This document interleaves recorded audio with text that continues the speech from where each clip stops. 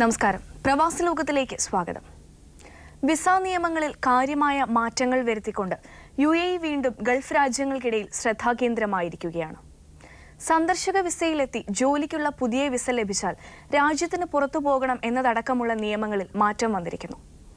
ജോലിക്കുള്ള കരാർ ഒപ്പിടും മുൻപ് വാഗ്ദാനം ചെയ്യപ്പെട്ട വ്യവസ്ഥകളെല്ലാം കരാറായി തന്നെ പരിഗണിക്കുമെന്നുള്ള സുപ്രധാന തീരുമാനം ഇക്കഴിഞ്ഞ ജനുവരി 1-ാം തീയതി മുതൽ നിലവിൽ വന്നിരിക്കുന്നു.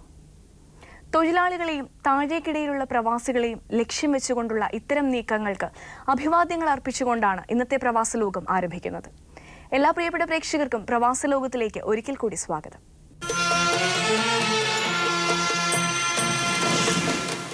സൗദി അതിർത്തി പ്രദേശമായ ജിസാൻ സാംതയിൽ വെച്ചുണ്ടായ ഷെല്ലാക്രമണങ്ങളിൽ മരിച്ച കൊച്ചി മട്ടാഞ്ചേരി സ്വദേശി TK ഫറൂഖിന്റെയും കൊല്ലം കൊട്ടിയം സ്വദേശി വിഷ്ണു വിജയന്റെയും കുടുംബങ്ങളെ സഹായിക്കാനായി ജിസാനിലെ പ്രവാസി സംഘടനകളും സാമൂഹിക പ്രവർത്തകരും ചേർന്ന് രൂപീകരിച്ച കമ്മിറ്റിക്ക് ജിസാൻ ആർട്ട് ലവേഴ്സ് അസോസിയേഷൻ ജലയുടെ ജീവകാരുണ്യ ഫണ്ടിൽ നിന്നും 15,000 റിയാൽ സംഭാവനയായി നൽകി. സംഭാവന തുക കുടുംബ സഹായ കമ്മിറ്റി ചെയർമാൻ ഹാരിസ് കല്ലായി, ട്രഷറർ M താഹ എന്നിവർക്ക് ജല പ്രസിഡന്റ് റസൽ കരുനാഗപ്പള്ളി കൈമാറി. ചടങ്ങിൽ ജല രക്ഷാധികാരി ഡോക്ടർ മുബാറക് സാനി, ജനറൽ സെക്രട്ടറി വെന്നിയൂർ ദേവൻ, MK ഓമനക്കുട്ടൻ, ഷംസു പൂക്കോട്ടൂർ, ഫ്രാൻസിസ് പാലക്കാട് എന്നിവർ സംബന്ധിച്ചു.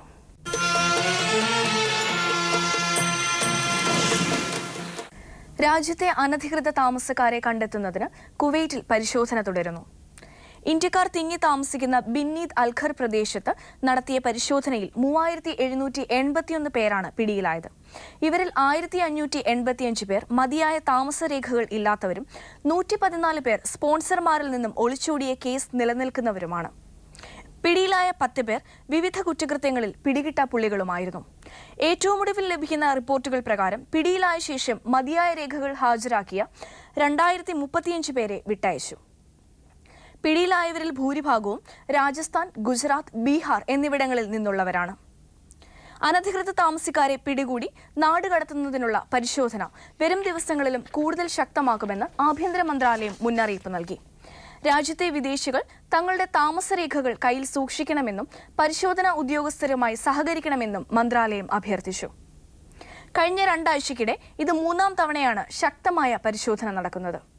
അർദിയ, ജിലീബ്, അൽ ഷുയൂഖ് എന്നിവിടങ്ങളിൽ നേരത്തെ നടന്ന പരിശോധനയിൽ 4,500-ഓളം പേരാണ് പിടിയിലായത്. വിദേശികൾ കൂടുതൽ താമസിക്കുന്ന മഹബൂല, ഖൈത്താൻ എന്നിവിടങ്ങളിലും വരും ദിവസങ്ങളിൽ പരിശോധനയ്ക്ക് നീക്കം നടക്കുന്നതായാണ് അറിയാൻ കഴിയുന്നത്.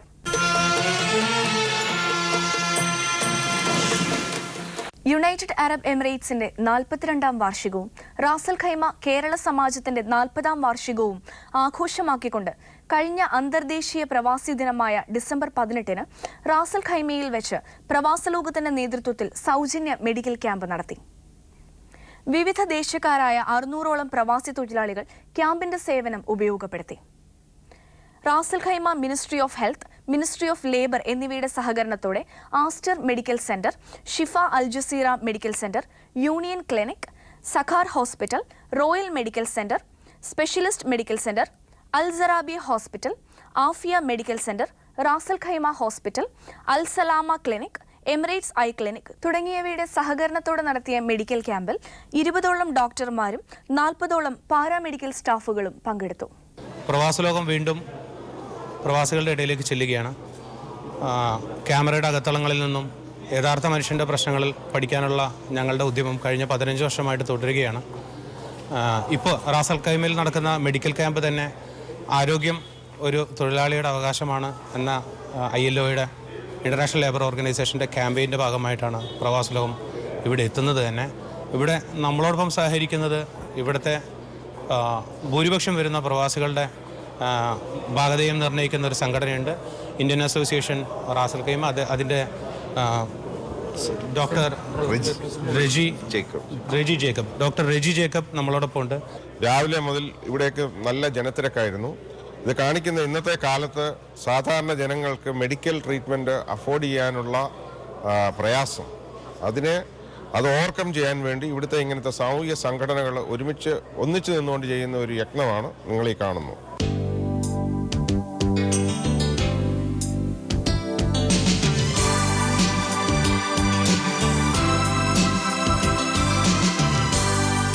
ഇവിടുത്തെ സാധാരണക്കാരെ എന്ന് പോയിട്ട് അവർക്ക് ഇത് ചെയ്യാൻ പറ്റാത്തൊരവസ്ഥയുണ്ട്. കാരണം വെച്ചാൽ അവരുടെ ദൈനംദിനം അവർ കിട്ടുന്ന ശമ്പളം കൊണ്ട് ഇതൊന്നും തികയാത്തൊരവസ്ഥയാണ്. കാരണം ഇന്നത്തെ ഒരു ജീവിത രീതി യുഎഇയെ സംബന്ധിച്ചിടത്തോളം വളരെ കൂടി വന്നിരിക്കുന്ന ഒരു അവസ്ഥയിലാണ്.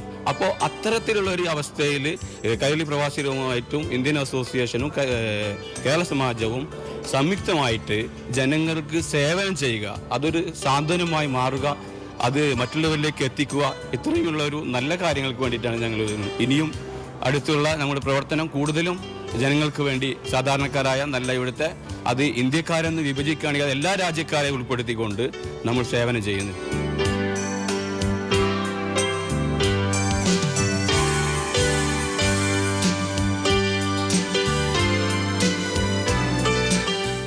താങ്കൾ ദീർഘകാലമായിട്ട് പ്രവാസികളുടെ ഇടയിൽ ജീവിക്കുന്ന ഒരാളെന്ന നിലക്ക് എന്താണ് അവരനുഭവിക്കുന്ന ഏറ്റവും കൂടുതൽ അവർ ഫേസ് ചെയ്യുന്ന ഒരു പ്രശ്നമെന്ന് താങ്കൾ എന്തെങ്കിലും വിലയിരുത്തിയിട്ടുണ്ട്? ഉണ്ടെങ്കിൽ എന്താണത്?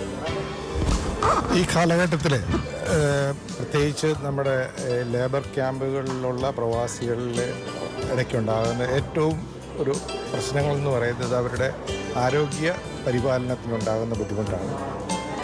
ഉയർന്ന ജീവിത രീതിയും മറ്റു പ്രശ്നങ്ങളും മാറി ഭക്ഷണക്രമങ്ങൾ ഇതെല്ലാം കാരണം ഉണ്ടാകുന്ന രോഗങ്ങളെ ഒരു ക്ലിനിക്കിൽ പോയി ഒരു ഡോക്ടറെ കാണുന്നതിനും മരുന്ന് വാങ്ങിക്കുന്നതിനും ഉള്ള ബുദ്ധിമുട്ടുകൾ കാരണം പല പ്രശ്നങ്ങളും അവർ തന്നെ ജീവിതത്തിൽ ഒതുക്കി പോകുന്നൊരു സാഹചര്യമാണ് ഉണ്ടാകുന്നത്. നാട്ടിൽ പോകുമ്പോൾ ഡോക്ടറെ കാണാം എന്നുള്ള രീതിയിൽ പ്രത്യേകിച്ച് ഇവിടെ ഒരു ക്ലിനിക്കിൽ പോയൊരു ഡോക്ടറെ കൺസൾട്ട് ചെയ്യുകയും മറ്റ് ടെസ്റ്റുകൾ നടത്തുന്ന ഒരു വിഷയമാണ്. അപ്പോൾ അങ്ങനെയുള്ളൊരു അവസരത്തിൽ ഇങ്ങനെയുള്ള ഒരു ക്യാമ്പിൽ വരികയും ഏതാണ്ട് എനിക്ക് തോന്നുന്നു ഇന്നിപ്പോൾ എല്ലാ ഡിപ്പാർട്ട്മെൻറ്റിലുള്ള ഡോക്ടർമാർ ഇന്നിവിടെ തന്നെയുണ്ട്. പ്രത്യേകിച്ച് AKMG all Kerala medical graduates association എന്ന് പറയുന്ന ഇവിടുത്തെ ഡോക്ടർമാരുടെ അസോസിയേഷനിലുള്ള എല്ലാ മെമ്പേഴ്സും എല്ലാവരും വളരെ സന്തോഷത്തോടു കൂടി ഇന്നിപ്പോൾ വെള്ളിയാഴ്ചയാണെങ്കിൽ എല്ലാവരും വന്ന് സഹകരിക്കുന്നുണ്ട്.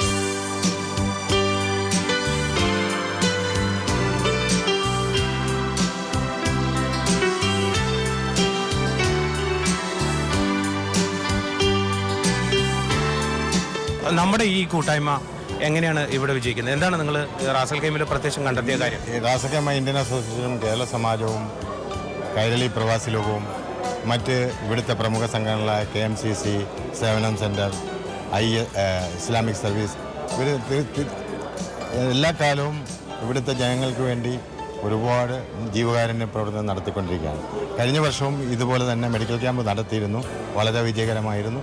ഈ വർഷവും ഞങ്ങളങ്ങനെ ഇന്ത്യക്കാരെന്നോ മറ്റ് ദേശക്കാരെന്നോ ഒന്നും വ്യത്യാസമില്ലാതെ എല്ലാവർക്കും എന്നും സഹായഹസ്തങ്ങൾ നീട്ടുന്നവരാണ്.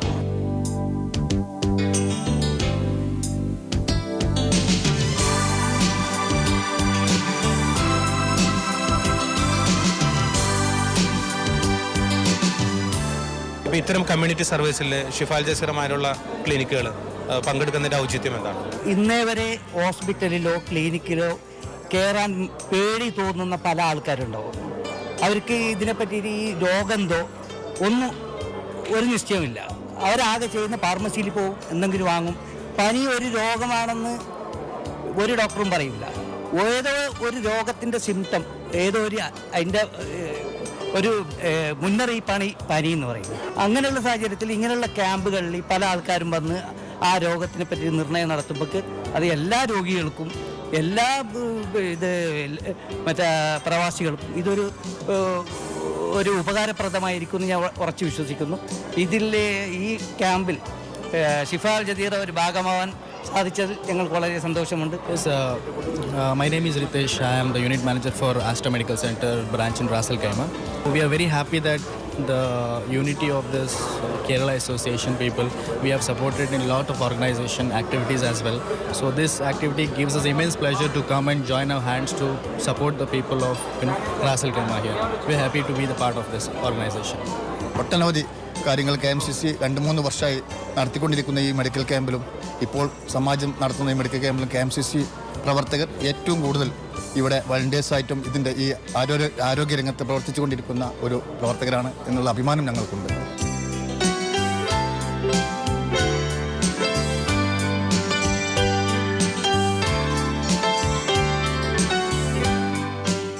ദുബായ് ഓപ്റ്റിക്കൽസിൻ്റെ ഉടമ തോമസ് ചാക്കോ അദ്ദേഹത്തിൻ്റെ ക്രെഡിറ്റിൽ ചെയ്ത സേവനങ്ങൾക്ക് വേൾഡ് മലയാളി അസോസിയേഷൻ്റെ അവാർഡ് ജർമ്മനിയിൽ വെച്ച് ലഭിച്ച ആളാണ്. അദ്ദേഹം ഈ പ്രസ്ഥാനത്തെ എങ്ങനെയാണ് നോക്കിക്കാണുന്നത്? ഇവിടെ ഹോസ്പിറ്റലുകൾ സന്ദർശിക്കുമ്പോൾ ഓരോ ടെസ്റ്റുകളൊക്കെ എഴുതിയിട്ട് അതിന് പൈസ ഇല്ലാണ്ട് ഒത്തിരി വിഷമിക്കുന്നവരുണ്ട്. അവർക്കൊക്കെ ഒരു താങ്ങും തണലുമായി ഈ റാസൽ ഖൈമ നമ്മുടെ മലയാളി അസോസിയേഷനും അതേപോലെ തന്നെ ഇന്ത്യൻ അസോസിയേഷനും കൂടി നടത്തുന്ന ഈ നമ്മുടെ മെഡിക്കൽ ക്യാമ്പിൽ പാർട്ടിസിപ്പേറ്റ് ചെയ്യാൻ ഞങ്ങൾക്ക് ദുബായ് ഒപ്റ്റിക്കൽസിനും അതേപോലെ ഓരോ സ്ഥാപനങ്ങൾക്കും സാധിച്ചതിൽ ഒത്തിരി സന്തോഷമുണ്ട്.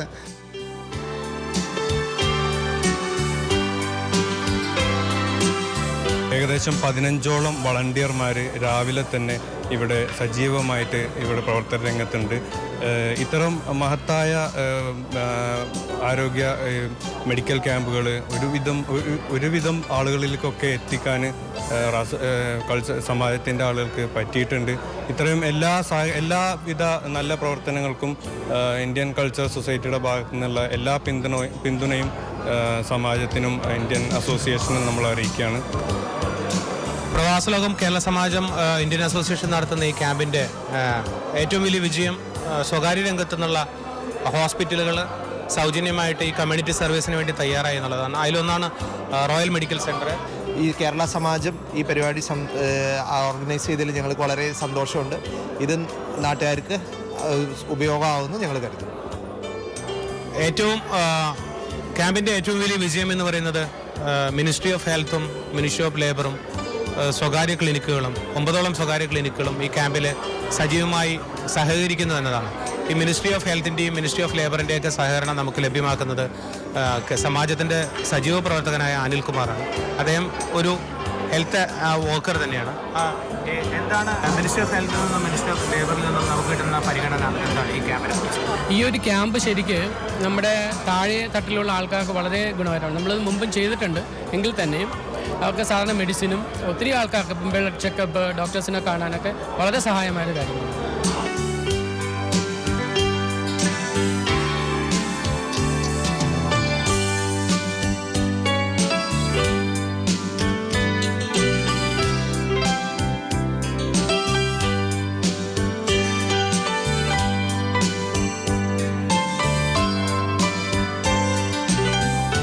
UAEയുടെ 44ാമത്തെ വാർഷികം, കേരള സമാജത്തിൻ്റെ 40ാം വർഷം, 4 വർഷത്തെ വ്യത്യാസമേ ഉള്ളൂ. അങ്ങനെയുള്ളൊരു സംഘടനയുടെ ഭാഗമാക്കാൻ ഈ കേരള സമാജം സേവന സെൻ്ററിനെ ക്ഷണിച്ചാൽ ആദ്യം അവർക്ക് നന്ദി രേഖപ്പെടുത്തുന്നു.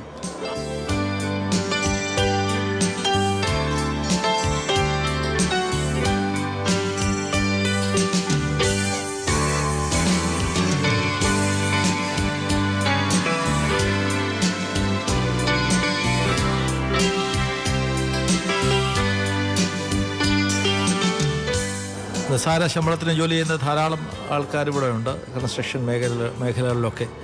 അപ്പം അങ്ങനെയുള്ളവർക്ക് നമ്മളുടെ സാമൂഹിക സംഘടനകളായ KMCC, കേരള സമാജം ഒക്കെ ഒത്തിരിയും സേവനങ്ങൾ ചെയ്യുന്നുണ്ട്. അവരാണല്ലോ ഇപ്പോൾ ഈ ക്യാമ്പ് ഇവിടെ നടത്തുന്നത്.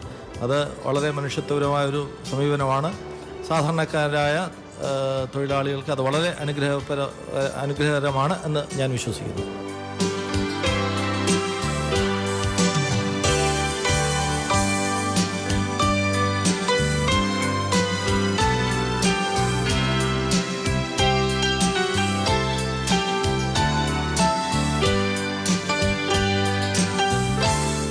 എന്താണ് ഡയഗ്നോസിസ് എന്ന് പോലും അറിയാത്ത ആളുകളെ ബോധവൽക്കരിച്ചുകൊണ്ട് നടത്തുന്ന ഈ ക്യാമ്പിൽ കേരള സമാജത്തിനോടൊപ്പം തന്നെ ഇന്ത്യൻ അസോസിയേഷൻ റാസൽ ഖൈമയും ചേർന്ന് സംയുക്തമായി നടത്തുന്ന ഈ ക്യാമ്പ് 10,000-കണക്കിനായ ആളുകൾ ഉപയോഗപ്പെടുത്തുന്നു എന്നുള്ളതാണ് ഇതിൻ്റെ ഏറ്റവും വലിയ മഹത്തായ കാര്യം. ഇന്ത്യൻ അസോസിയേഷനും കേരള സമാജവും കൈരളിയും ചേർന്നുകൊണ്ട് നടത്തിയ ഈ മെഡിക്കൽ ക്യാമ്പ് എല്ലാവിധ റാസൽ ഖൈമയിലുള്ള സ്പെഷ്യലിസ്റ്റ് ഡോക്ടേഴ്സിൻ്റെ സപ്പോർട്ടോടുകൂടി ഇത്രയും വിജയകരമായി തീർത്തതിൽ പ്രത്യേകിച്ച് ഞാൻ അസോസിയേഷൻ്റെ പേരിൽ അതിൻ്റെ നന്ദി ഈ സമയത്ത് രേഖപ്പെടുത്തുകയാണ്.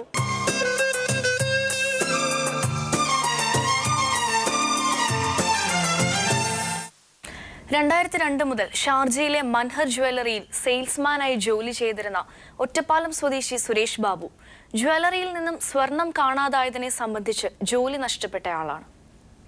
യാതൊരു കുറ്റവും ചെയ്യാതിരുന്നിട്ടും കഴിഞ്ഞ 9 മാസമായി ശമ്പളമോ മറ്റാനുകൂല്യമോ ഇല്ലാതെ ഇദ്ദേഹം ദുബായിൽ ഹതാശനായി കഴിയുകയാണ്.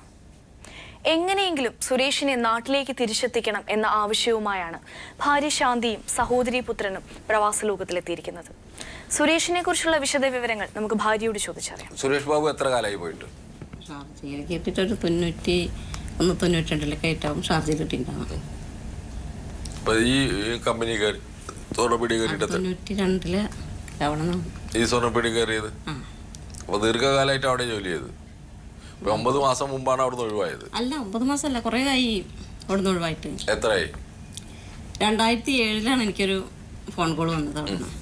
എന്നിട്ട് ആളെ കാണാനില്ല എന്നല്ല, ഒരു ഈ സ്വർണത്തിൻ്റെ പ്രശ്നത്തിൽ തന്നെ പിന്നെ അവളെ മിസ്സായിട്ടുണ്ടെന്ന് പറഞ്ഞിട്ട് വിളിച്ചിട്ടുണ്ടായിരുന്നു. അവിടുന്ന് മിസ്സായിട്ടുണ്ട് എന്ന് പറഞ്ഞിട്ട് വിളിച്ചു.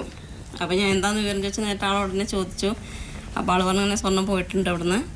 പിന്നെ എത്ര പോയിട്ടുണ്ട്? 450 ഗ്രാം എന്നാണ് പറഞ്ഞിരുന്നത്. 450 ഗ്രാം സ്വർണം ഇയാൾ ജോലി ചെയ്യുന്ന കാലത്ത് സുരേഷ് ബാബുവിന് ഈ ഇവിടുന്ന് പോയിട്ടുണ്ട്. അത് ഇയാൾ അറിയില്ല എന്നാണ് ഇയാൾ പറയുന്നത് അല്ലേ? അപ്പൊ അത് ഏത് കൊല്ല? 2007 സുരേഷ് ബാബു ആ കമ്പനിയിൽ നിന്ന് വിടുന്നത്. കറക്റ്റാ? 2007 സ്വർണം കാണാതാവുന്നു, 2008 വിടുന്നു. അപ്പൊ ഒരു കൊല്ലം ഈ സ്വർണം കാണാതായിട്ടും അദ്ദേഹം അവിടെ ജോലി ചെയ്തിട്ടുണ്ട്. ആ 9 മാസത്തിന് ആ 9 മാസത്തിലാണ് വർക്ക് ചെയ്തിട്ട് പൈസ തീരെ കിട്ടാതിരുന്നു. 9 മാസത്തെ ശമ്പളവും കൊടുത്തില്ല. അവരെ വിസ ആയിരുന്നു? ആ, ഒറ്റ വിസ. ഇപ്പൊ ആ വിസയിൽ തന്നെയാണ്? വിസ ഓവറായിട്ടിരിക്കുന്നു. ആ വിസ അടിച്ചു കൊടുത്തിട്ടില്ല. ഈ പിന്നെ നമ്മുടെ ഈ ജ്വല്ലറിക്കാരെ അടുത്തുകാരാ? ഗുജറാത്തിയാണ്. അപ്പൊ അവരെന്താ പറയുന്നത്? അവരിപ്പോ ഒന്നും അന്വേഷിച്ചിട്ടില്ല. പിന്നെ അതിന് ശേഷം ആളെ കുറിച്ച് ഒന്നും അന്വേഷിച്ചിട്ടില്ല അവര്. ഈ ഇദ്ദേഹം നിങ്ങളെ വിളിക്കാറുണ്ടോ? ദിവസം വിളിക്കാറുണ്ട്. നിരന്തരമായിട്ട് വിളിക്കാം? ഇന്നലെ വരെ വിളിച്ചു. അത് ദുബായിലുണ്ട്. അദ്ദേഹത്തിന്റെ പ്രശ്നം ഇപ്പൊ എന്താ? അദ്ദേഹത്തിന് നാട്ടിലേക്ക് വരാൻ പറ്റുന്നില്ല. എക്സ്പയറി കഴിഞ്ഞു. പാസ്പോർട്ട് എംബസിയെ സമീപിച്ചിരുന്നു? പാസ്പോർട്ടും ഇല്ല ഇയാളെ? പാസ്പോർട്ട് മുതലാളി വാങ്ങി വെച്ചു എന്നല്ലേ പറഞ്ഞു. അപ്പൊ എംബസിയിൽ ഇയാൾ പോയിട്ട് പരാതി കൊടുത്തിട്ടില്ല? അതെന്താ കൊടുക്കാത്ത? അതൊക്കെ എല്ലാത്തിനും ധൈര്യ കുറവാണ്. ഞാൻ എന്താ അറിയില്ല, കൊടുത്തോന്നറിയില്ല. ദുബായിലുണ്ട് ആള്. എത്ര മക്കളങ്ങൾക്ക്? ഒരു മോളാണുള്ളത്. മോളെ കല്യാണം കഴിഞ്ഞോ? ഇല്ല. എത്ര? 18 വയസ്സായി. പഠിക്കുകയാണ്? പ്ലസ് ടു കഴിഞ്ഞിട്ടിരിക്കുകയാണ്. ഇപ്പോൾ പ്ലസ് ടു കഴിഞ്ഞിട്ടിരിക്കുകയാണ്. നിങ്ങളുടെ ജീവിതമൊക്കെ എങ്ങനെ? അത്യാവശ്യ സൗകര്യങ്ങളുണ്ടോ? വീടൊക്കെ ഉണ്ടോ? ഇല്ല. തറവാട് വീട്ടിലാണ്. തറവാട്ടിൽ ആരൊക്കെ ഉള്ളത്? തറവാട്ടിൽ അദ്ദേഹത്തിൻ്റെ ഒരു ഏട്ടൻ മരിച്ചിട്ടുണ്ട്. അവരുടെ ഭാര്യയും മോനും ഞാനും മോളും. നിങ്ങൾ ആരെങ്കിലും സമീപിച്ചിരുന്നു ഇയാളെ? സമീപിച്ചതായിട്ട് ഞാൻ തലയില ഗോപി എന്നയാളായിട്ട് സംസാരിച്ചിട്ടുണ്ടായിരുന്നു. അപ്പൊ അവരാ ശരിയാക്കാന്നിങ്ങനെ പറയും. എൻ്റെ അഭിപ്രായത്തിൽ സുരേഷ് ബാബു എംബസിയെ നേരിട്ട് ഒരു പരാതിയുമായി പോകുന്നതാണ് നല്ലത്. നിങ്ങളൊന്നും ചെയ്യില്ല, യാതൊരു സംശയവും നിങ്ങൾ പേടിക്കേണ്ട. ഇത്തരം ആളുകളെ മറ്റ് എംബസികളിൽ നിന്ന് ഭിന്നമായിട്ട് UAE കുറേ കൂടി കാര്യക്ഷമമായിട്ട് പ്രവർത്തിക്കുന്നതായിട്ടാണ് എനിക്ക് തോന്നിയിട്ടുള്ളത്. എത്ര കണ്ട് ഈ സുരേഷ് ബാബുവിന് ഭയമുണ്ട് എംബസിയിൽ പോകാൻ അല്ലേ എന്ന് തോന്നുന്നു എനിക്ക്. അത്തരത്തിലുള്ള ഭയത്തിൻ്റെ ആവശ്യമില്ല. നിങ്ങളുടെ വീടാണത്, നിങ്ങളുടെ രാജ്യമാണത്. അതാണ് നിങ്ങൾ ആദ്യം മനസ്സിലാക്കേണ്ടത്. നിങ്ങൾ സുരക്ഷയ്ക്ക് വേണ്ടി എപ്പോഴും ഓടിച്ചെന്ന് അഭയം പ്രാപിക്കാവുന്ന ഒരു സ്ഥലമാണ് ഇന്ത്യൻ എംബസി. ഇന്ത്യയാണത്, UAE ഇന്ത്യയാണത്. സുരക്ഷിതനാണ് നിങ്ങൾ, യാതൊരു സംശയവും നിങ്ങൾക്കതിൽ കാണേണ്ടതില്ല. നിങ്ങളൊന്നും ചെയ്യില്ല. അവർ നിങ്ങളുടെ പൂർണ്ണമായി സംരക്ഷിക്കേണ്ട ചുമതലയുള്ള ഒരു സ്ഥാപനമാണ് ഇന്ത്യൻ എംബസി, അല്ലാതെ നിങ്ങളെ മെക്കെട്ട് കയറാനുള്ള സ്ഥാപനമല്ല. അങ്ങനെയാണ് ഇപ്പോൾ പലരും ധരിക്കുന്നത്. നമ്മളെ എംബസികളുടെ പ്രവർത്തനം കണ്ടാൽ ഇന്ത്യക്കാരെ ശത്രുക്കളായി കാണുന്ന ഒരു സ്ഥാപനങ്ങളായിട്ടാണ് ഇന്ത്യൻ എംബസികളെ നമ്മളുടെ പൗരന്മാർ പരിഗണിക്കുന്നത്. അതല്ല, അത് നിങ്ങളെ സംരക്ഷിക്കാനുള്ള, നിങ്ങൾക്ക് ഉടമസ്ഥാവകാശമുള്ള ഒരു സ്ഥാപനമായിട്ടാണ് അത് പരികൽപ്പന ചെയ്തിട്ടുള്ളത്. അതിൻ്റെ നിയമാവശം അതാണ്. അത് തീർച്ചയായിട്ടും നിങ്ങൾ ഉപയോഗിക്കണം, എല്ലാ പൗരന്മാരും ഉപയോഗിക്കണം എന്നുള്ളതാണ് എൻ്റെ അഭ്യർത്ഥന. അതുകൊണ്ട് സുരേഷ് ബാബു ധൈര്യമായിട്ട് ഇന്ത്യൻ എംബസിയിൽ പോയി ഞാൻ ഇത്തരത്തിൽ കുടുങ്ങിക്കിടക്കുന്ന ഒരാളാണ് എന്ന് ഒരപേക്ഷ കൊടുത്തുകൊണ്ട് തീർച്ചയായിട്ടും നിങ്ങളുടെ നാട്ടിലേക്കുള്ള വരവ് ത്വരിതപ്പെടുത്താൻ കഴിയും. നിങ്ങളെ വേണ്ടുന്ന തരത്തിൽ എംബസി സഹായിക്കും. അതുപോലെ തന്നെ പ്രവാസ ലോകം പ്രവർത്തകരുണ്ട്. ഗോപിയൊക്കെ നന്നായി സഹായിക്കുന്ന ആളാണ്, നല്ല മനുഷ്യനാണ്. ഗോപിയൊക്കെ നന്നായിട്ട് നിങ്ങൾക്ക് വേണ്ടിയിട്ട് ഇടപെടുമെന്ന കാര്യത്തിൽ യാതൊരു സംശയവുമില്ല. എല്ലാവരും ഇടപെടും. നിങ്ങളുടെ ഭാഗത്ത് ന്യായമുണ്ട്, നീതിയുണ്ട് എങ്കിൽ തീർച്ചയായിട്ടും നിങ്ങളുടെ ഭാഗത്ത് സഹായിക്കും. നിങ്ങൾ തീർച്ചയായിട്ടും കഷ്ടപ്പെട്ട് കിടക്കുന്ന ഒരു മലയാളിയാണ് എന്നാണ് എനിക്ക് മനസ്സിലാകുന്നത്. ഒന്നും സമ്പാദിക്കാത്തൊരു മനുഷ്യനാണ്. അതുകൊണ്ട് തന്നെ സുരേഷ് ബാബുവിനെ സഹായിക്കണം. സുരേഷ് ബാബുവിൻ്റെ എന്തെങ്കിലും ചെറിയ ചെറിയ മിസ്റ്റേക്കുകളുണ്ടോ എന്ന് എനിക്കറിയില്ല. എന്തെങ്കിലുമൊക്കെ പുറത്തു കൊടുത്തുകൊണ്ട് നമ്മൾ നമ്മുടേതായിട്ടുള്ള കടമ നിർവഹിക്കണം. ആ ജ്വല്ലറിയിൽ ധാരാളം മലയാളികൾ ജോലി ചെയ്യുന്നുണ്ടാവും, യാതൊരു സംശയമില്ല. അവർ ഈ പ്രോഗ്രാം കാണും എന്ന കാര്യത്തിൽ യാതൊരു സംശയമില്ല. അവർ ആ ഓണറോട് പറഞ്ഞ് സുരേഷ് ബാബുവിന് മാപ്പ് കൊടുത്തുകൊണ്ട് എന്തെങ്കിലും അദ്ദേഹത്തിൻ്റെ വീഴ്ചകൾ ഉണ്ടായിട്ടുണ്ടെങ്കിൽ അദ്ദേഹത്തെ തീർച്ചയായിട്ടും നാട്ടിലേക്ക് അയക്കാനുള്ള സഹായങ്ങൾ ചെയ്തു കൊടുക്കണമെന്ന് ഞാൻ പറഞ്ഞതായിട്ട് ആ ഉടമയോട് പറയാം. അദ്ദേഹം ഇന്ത്യക്കാരനാണല്ലോ. തീർച്ചയായിട്ടും സുരേഷ് ബാബു വരുമെന്നാണ് എനിക്ക് തോന്നുന്നു, യാതൊരു സംശയവും വേണ്ട. പ്രവാസ ലോകത്തിന്റെ മറ്റൊരു അധ്യായത്തിലൂടെ വീണ്ടും കണ്ടുമുട്ടാം. നന്ദി, നമസ്കാരം.